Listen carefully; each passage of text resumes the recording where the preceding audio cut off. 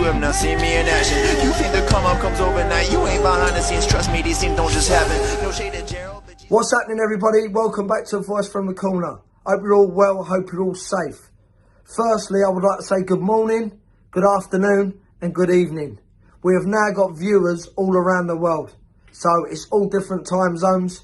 I'd like to thank every single viewer, every single subscriber for helping this channel move forward. It's a real boxing channel. That's the top and bottom of it. Today, I'm going to speak about Tony Burns, the legend from the Repton Amateur Boxing Club in East London.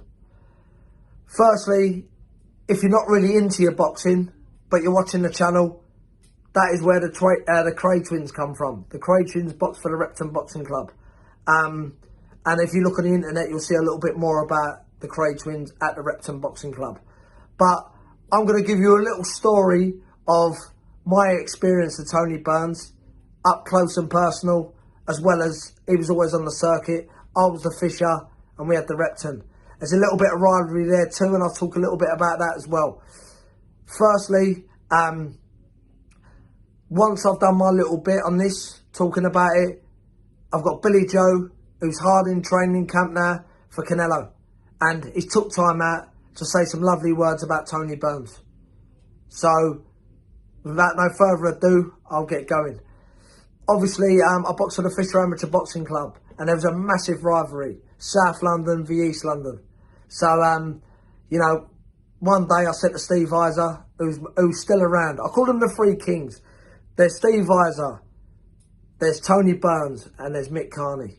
Mick Carney passed away a few years back.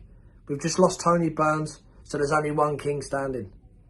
The three legends of the amateur boxing game. They've all produced world champions, you know, and they are real old school people. We can't count on one hand now how many people in the professional game are from the old days. You know, let's be honest here. Right, I was at the Fisher, and I said to Steve Iser one day, that's it, I'm going to the Repton. He goes, go on then, son. F off. So, anyways, I cycled over the Repton the next night, and I got into the Repton. There was a little corridor within the Repton. So I pulled my bike up, got in there, started training. I'm on the bag. All of a sudden, this old man comes over. I knew who he was, you know what I mean? But he comes over to me. He's got a fag hanging out his mouth, and he blows smoke in my face. I'm punching the bag. And he says, who are you, son? And I said, like, oh, I'm Peter Mcdonagh. Like, I used to box for the Fisher. He goes, any good? Like that. He obviously would have known who I am. But then again, Tony was running them, Pete. We had a lot of champions around him and all that sort of stuff. So I said, yeah, I'm all right. Yeah, number 4 in the country. And he went, I've got number 1 in the country here. Get gloved up. Get ready. You're getting in there and sparring. I said, oh, look, Tony, I've just cycled all the way from Bermondsey. He said, I don't care whether you cycle from Timbuktu. Get in there, you're sparring. So I got in there. I got to say, it was Danny Happy. Danny Happy gave me a boxing lesson. I got out of the ring. And I thought, well, you know what? I think I want to go back to the Fisher, right? And he sort of smirked at me as I got out of the ring. As I've gone out to get my bike in the hallway, my bike's gone. So not only did I take a beating in the ring, they nicked my bike as well. I had to walk home, back over the bridge, back to Bermondsey. Over to our bridge, back to Bermondsey. I went back to the Fisher the next day, and Steve Iser said to me, so what happened at the Repton then? I said, I didn't like it there. I've come back here. Do you know what I mean? And anyways, but for me, it was a little story. It was a little lesson learned, I believe, by Tony Burns. And I believe what happened there was someone nicked my bike, but I think he was trying to say to me, listen, stay where you are and show respect. Show some morals. And that's something I picked up from Tony Burns. And like I say, Tony Burns was an absolute legend.